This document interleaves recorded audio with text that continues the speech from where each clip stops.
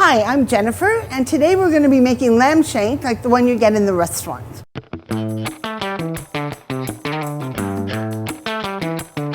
These would be the lamb shanks that we're going to use today from New Zealand. This, if you notice, is the hind cut. It's different from the fore cut.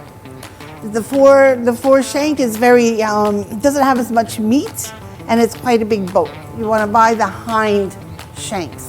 We're going to add some veggie and some spices. We're going to put that all together in the pot, and we're going to add some hibiscus flower juice. Now we use this instead of red wine. Certainly if you would rather prefer to use red wine, it's your option.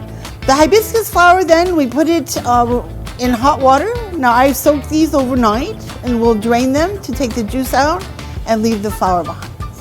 We like it because it has the color, it has the acidity, astringent that we get from the wine, and no alcohol. We're going to roast these to nice brown colors. We want to render the fat down so that we get a nice flavor from the meat, and then it's not so fatty and has this very strong lamb flavor. Okay, so we heat the oil and we add the lamb shanks. What's important is we're going to render the fat down. It's very important for the lamb shank to get nice and brown on all sides. If we don't brown the lamb, it'll have a very lamby, strong flavor. Not everybody likes that.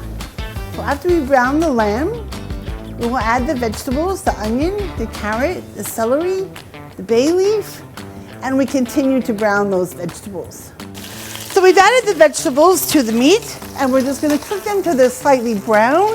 It'll take a few minutes, and then when you start to get the nice color on the vegetable, and then we'll add our hibiscus juice and stock to cover. Then we'll braise it in the oven for about an hour, hour and a half, and then the lamb shanks will be done.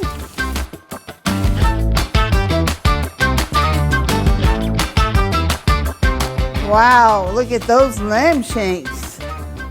Oh, they look beautiful. Okay, so we're going to take this. Now see how soft the lamb meat has become and how it's falling off the bone. Those are perfect. So we have our lamb shank, we have our braising sauce, and we have the vegetables, which we're going to puree and add to the sauce.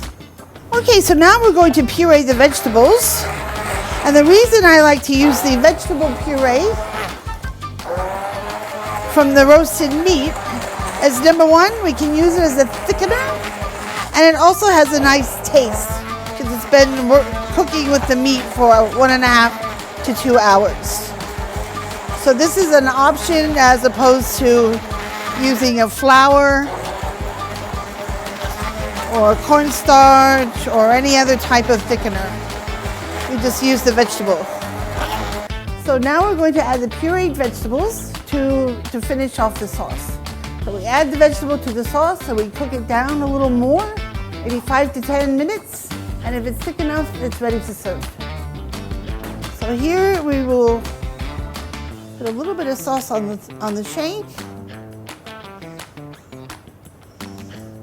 Now, if we were in the restaurant, we would make this a day in advance because, of course, braised meats always taste better the next day. So we make it 30, 40 pieces,